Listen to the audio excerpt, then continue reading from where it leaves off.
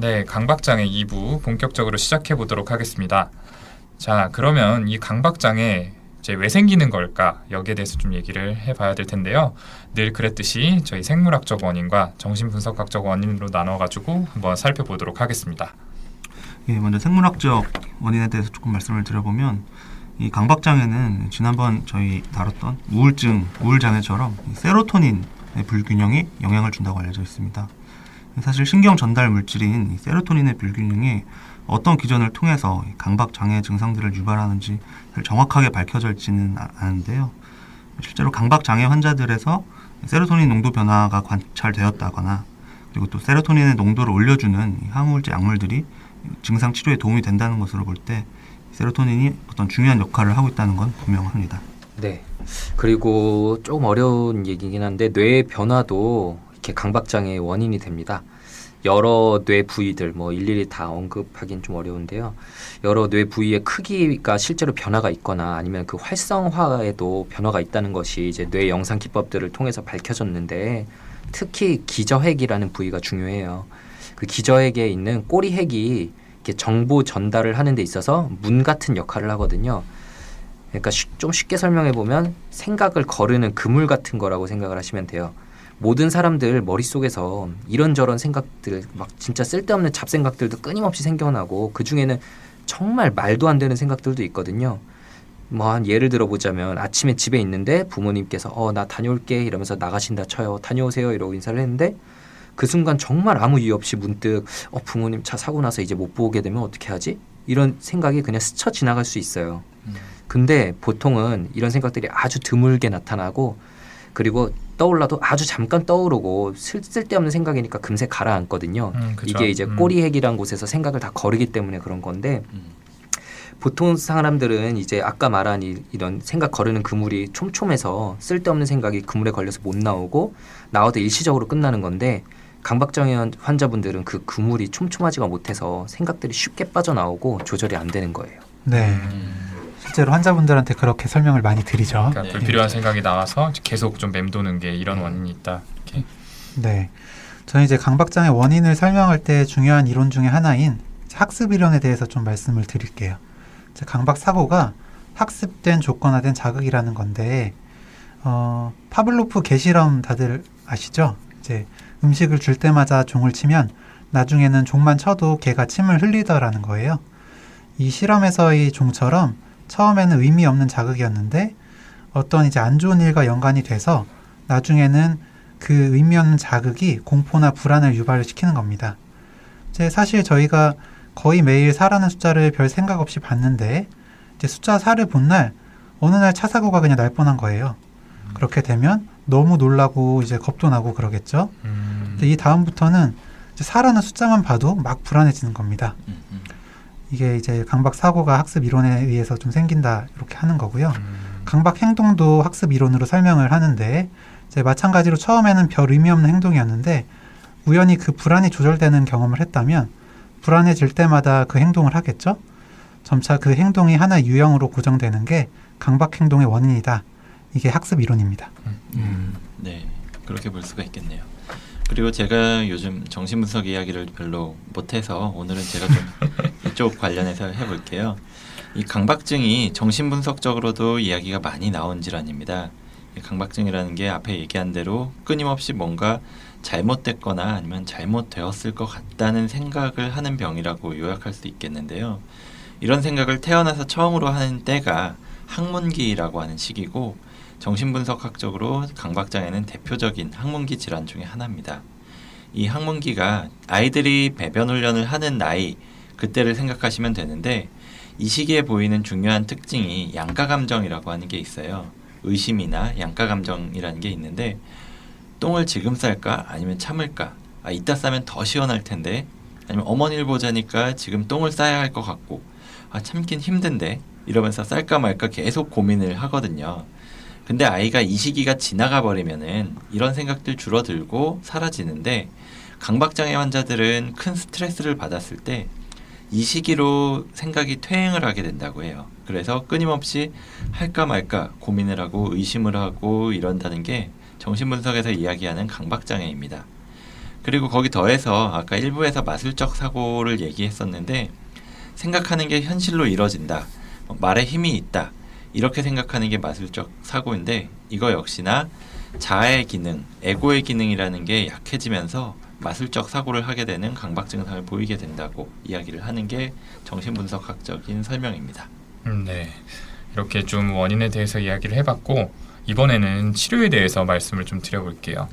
이제 치료는 이제 약물 치료와 인지행동 치료를 함께 하는 게 이제 우선되는 초이스입니다. 그래서 앞서 세로토닌의 불균형이 강박장애의 원인이 되기 때문에 세로토닌의 농도를 올려주는 SSRI 같은 항우울제를 사용을 하는데요. 우울증에서보다 좀 고용량을 사용하는 게 특징입니다. 그리고 치료 효과도 우울증에서는 4에서 6주 정도 걸리는 것과 비교하면은 최대 효과를 얻기 위해서 8에서 16주가 필요하다고 해요. 그래서 우울증보다 쓰는 용량도 많고 치료 효과를 얻기 위해서는 시간도 더 오래 걸린다. 이렇게 좀 생각을 하시면 될 것 같고요. 이 인지행동 치료를 약물 치료와 함께 하는 게 좋은데 인지행동 치료만 해도 약물 치료만큼 효과가 있으면서 또 장기적인 효과는 오히려 더 좋다는 연구들도 있어요. 인지행동 치료가 어떤 건지 이 개념에 대해서는 이미 저희가 앞선 방송에서 여러 차례 설명을 드렸으니까 우울증 정비소 시간처럼 강박장애에서는 어떻게 인지행동 치료가 이루어지는지 이걸 역할극으로 좀 보여드리도록 하겠습니다. 이제 본인의 것이 아니면 만지지 못하고 만졌을 때는 1시간 이상 씻어야 되는 증상을 가진 환자가 이번에도 역시 우리 만능 정신과 의사인 허경 교수님의 진료실에 찾아온 상황입니다. 네, 안녕하세요. 지난주에 다른 사람과 악수하고 손 씻지 않기로 했었는데 좀 어떠셨나요? 2주 전보다는 괜찮았어요. 한 번 그렇게 하는 것 자체가 너무 힘들긴 한데 지난주에는 그래도 안 씻고 좀 버텨봤거든요. 그 전까지는 안 씻는 게 너무 힘들어서 계속 실패했었잖아요. 네, 그랬었죠. 그럼 이번에는 이제 악수하고 안 씻었을 때 불안감이 한 몇 점 정도셨죠? 10점 이제 죽을 듯한 미칠 것 같은 이제 불안이라고 했을 때요. 한 6점 정도였던 것 같아요. 네. 그럼 그 불안이 좀 얼마나 지속됐던 것 같으세요? 한 10분, 한 15분 정도 힘들었던 것 같습니다. 네. 아, 진짜 정말 힘드셨을 텐데 고생 많으셨습니다. 그런데 15분 지나고 났더니 좀 불안이 좀 어떻게 변하던가요? 좀 계속 비슷한 수준으로 그동안 계속 힘드셨어요? 아니요. 힘들긴 힘들었는데 그렇진 않았어요. 처음에 힘든 만큼은 아니고 시간이 지나니까 좀 견딜만 하더라고요. 네. 저희가 좀 계속 공부했던 내용인데 그 말씀하신 대로 불안이라는 게 영원히 지속될 것 같지만 결국에는 줄어든다는 거를 이제 확실히 좀 알게 되셨을 것 같아요. 성공하셨으니까 이번에는 어떤 걸 해볼까요? 다른 사람 물건 만져보기를 좀 해볼까요? 똑같이 만진 뒤에 이제 씻지 말고 참으시고요. 불안이 몇 점인지 그리고 그 불안이 얼마나 지속되는지 적어 오시면 됩니다. 좀 어려울 것 같긴 한데 해보겠습니다. 네, 상황 잘 봤습니다. 자, 불안을 유발하는 상황을 낮은 점수부터 서서히 올려가면서 노출시키는 점진적 노출 방법이라는 걸 사용을 했고요. 노출 후에 강박 행동을 하지 않도록 하는 노출 반응 방지 기법을 통해서 치료하는 과정을 간단하게 보여드렸습니다. 그러니까 두려워하는 자극에 노출을 시키고 그 이후에 그 불안을 줄이기 위해서 하는 강박 행동을 못하게 하는 거죠. 그리고 그 못하게 한 후에 불안이 계속 가는 게 아니라 자연스럽게 잦아든다라는 거를 본인이 경험할 수 있도록 만들어주는 게 이 치료법의 핵심입니다.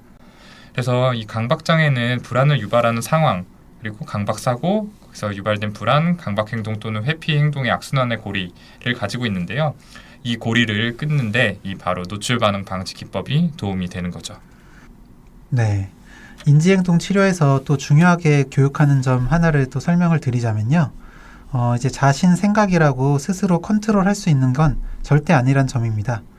이제 아까도 나온 이야기인데 자신도 하기 싫은 끔찍한 생각들이 계속해서 떠오르다 보면 이제 죄책감도 생기고 스스로를 나쁜 사람으로 보게 하기도 하거든요. 그래서 이제 저희가 유명한 예를 하나 들어서 설명을 드리곤 하는데 여기 계신 분들은 다들 아실 거예요. 예, 청취자분들도 한번 들으면서 좀 해보세요. 자, 핑크 코끼리를 지금부터 1분 동안 절대 떠오르지 않으시는 겁니다. 핑크 코끼리요. 네, 핑크 코끼리. 절대 본 적도 없으시겠죠? 네.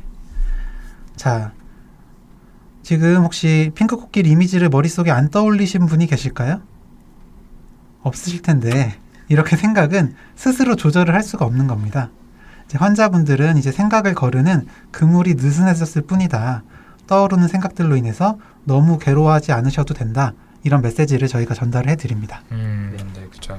지금 허경영 교수님 말씀하신 개념이 굉장히 중요한 것 같아요. 그 욕설이나 막 외설적인 장면, 그리고 막 폭력적인 공격적인 장면들이 계속 떠올라서 힘들어하시는 분들 너무 많으시거든요. 제가 봤던 환자 한 분은 목사님이 되기 위해서 신학대학도 졸업을 했는데 자기가 동성애자인 게 너무 힘들다고 찾아왔었어요. 당연히 아무한테도 얘기도 못하고 자책을 어찌나 심하게 했는지 첫 면담 시간부터 이야기 꺼내고 나서 막 펑펑 울으시더라고요. 정말 뭐 멈추지 못하고. 근데 얘기를 잘 듣다 보니까 동성애자인 게 아니라 동성끼리의 성관계 장면이 원치 않는데도 계속 떠오르는 강박증이었던 거예요. 그래서 이거 강박증 같은데? 이러고 약물 치료를 했더니 그 생각이 사라지고 이제 다음에 이제 금방 사라졌어요. 되게 약물 반응도 빨라가지고 정말 사람이 바뀌더라고요. 웃는 얼굴로. 그러니까 내가 하는 생각이 그거는 그냥 생각일 뿐이고 내가 어떤 사람인지를 다 대변하는 건 아니다. 네. 그렇죠. 이렇게 약물 치료하고 인지행동 치료에 대해서 알아봤는데요. 이걸 지속했는데도 효과가 없는 경우에는 좀 다른 치료를 하기도 합니다. 뭐 전기 경련 치료라든지 아니면 심부 뇌자극술 같은 걸 하기도 하고, 정말로 난치성인 경우에는 뇌 일부를 절제하는 뇌 수술을 시행하기도 합니다. 이 앞에서 강박증의 생물학적인 원인 중에서 뇌 특정 부위에 이상이 생겨서 발생한 것이다, 이런 얘기를 했는데, 자세히 설명하자면 정말 끝이 없겠지만 간단하게 이야기를 하면 이 강박증이 어떤 생각이 머릿속에서 돌고 도는 현상이 일어나는 거예요. 일종의 고리를 통해서 생각이 계속 자꾸만 돌아가고 그런 그물을 계속 통과하고 이런다고 얘기를 하는데, 이 신부 뇌자극술이나 아니면 뇌수술은 이렇게 돌아가는 생각의 고리가 지나가는 특정한 지점을 잘라버리는 수술입니다. 그래서 생각의 고리를 끊어버리면 이런 강박 사고가 멈추게 될 거란 이론이고, 실제로 제가 봤던 환자분들 중에서도 어떤 약을 먹어도 증상이 그대로여서 인지행동 치료를 아예 시도도 못했던 정말 증상이 심했던 분이 계셨었는데요. 이 수술을 받고 나서 정말로 완전 드라마틱하게 좋아져서 일상생활하면서 지내는데 문제가 없는 경우도 봤었거든요. 그래서 이 수술이 방금 윤유 선생님이 얘기하신 것처럼 분명히 난치성 환자분들한테 좀 어떤 드라마틱한 호전을 가져올 수 있는 옵션이 될 수는 있습니다. 근데 그렇다고 사실 처음부터 강박장애 환자분들에게 저희가 수술을 고려하지는 않아요. 그 전공의 시절에 외래를 볼 때 강박증을 앓고 있는데 수술을 받고 싶다 하면서 오신 환자분들이 몇 분 계셨던 게 기억이 나거든요. 근데 사실 이분들은 아직 약 조절할 여지가 있거나 아니면 제대로 된 인지행동 치료를 받지 않으신 경우가 좀 대부분이었던 것 같습니다. 그래서 자칫 좀 수술에 대해서 환상을 품기가 쉬운데, 그러니까 한 번에 나을 거라는 그런 환상을 품기가 쉬운데요. 어쨌거나 좀 침습적인 시술이기 때문에 효과뿐만 아니라 부작용이 있을 수도 있다는 점은 좀 듣는 청취자분들도 아셔야 될 것 같습니다. 어디까지나 강박장애 치료의 첫 번째 초이스는 약물하고 인지행동 치료를 병행하는 거라는 거 기억해 두시면 좋을 것 같아요. 네, 그래서 오늘은 이제 이렇게 강박장애 전반에 대한 이야기를 좀 나눠봤는데요. 좀 이야기를 하고 저희 경험을 떠올려 보면서 강박장애가 정말 힘든 병이구나라는 생각이 다시 한번 좀 들었던 것 같아요. 네. 아무쪼록 이제 저희에게 사연 보내주신 두 분 또 치료 잘 받으셔서 호전되시기를 바라고요. 또 강박장애로 혹시 힘들어하고 계시는 청취자분들이 계시다면 그분들에게도 이 시간이 좀 도움이 됐으면 하는 바람입니다. 자, 그러면 이제 방송 마무리할 시간인데 이제 완전히 끝내기 전에 늘 그랬듯이 저희 사연 피드백 보내주실 메일 주소 그리고 페이스북 페이지, 카카오톡 한 번 더 소개 부탁드릴게요. 예, 이메일 소개 먼저 드릴게요. 이메일 brainrich6@gmail.com brainrich6@gmail.com으로 정신과에 관해서, 그리고 본인이나 혹은 주위 사람의 심리에 관해서 궁금한 건 어떤 것이라도 질문 보내주시고요. 네, 저희 페이스북에 있는 뇌부자들 페이지에도 계속해서 많은 분들께서 찾아주시고 좋아요 눌러주셔서 아주 행복합니다. 저희 유익한 콘텐츠들 좀 많이 올릴 수 있도록 노력할 테니까 많이들 찾아와 주세요. 네, 저희 카카오톡 플러스 친구에서도 뇌부자들 검색하셔서 친구 맺기 해주시고요. 새로운 소식들, 정보들 많이 알아가셨으면 좋겠습니다. 예, 지난 방송에서도 저희가 말씀을 드렸었는데 저희가 콘텐츠 펀딩이라는 것을 통해서 모금을 하고 있습니다. 모금된 돈은 전액 한국자살예방협회에 기부될 예정이고요. 2만 원 이상 기부하신 분께는 저희가 내년 1월 출간을 목표로 만들기 시작한 도서를 증정할 예정입니다. 책 한 권 살 돈으로 좋은 일에 기부까지 한다고 생각하시면 좋지 않을까 싶어요. 그래서 자몽.co.kr 이 URL로 들어가시면 쉽게 기부에 참여하실 수 있으니까 많이들 참여 부탁드리겠습니다. 많이 참여해 주세요. 네, 좋습니다. 그럼 이걸로 오늘 11화 정신과의 비밀을 소개합니다. 정비소 시간 마치도록 하겠습니다. 저희는 다음 시간에 더 재미있고 유익한 컨텐츠로 다시 찾아뵙도록 하겠습니다. 감사합니다. 감사합니다.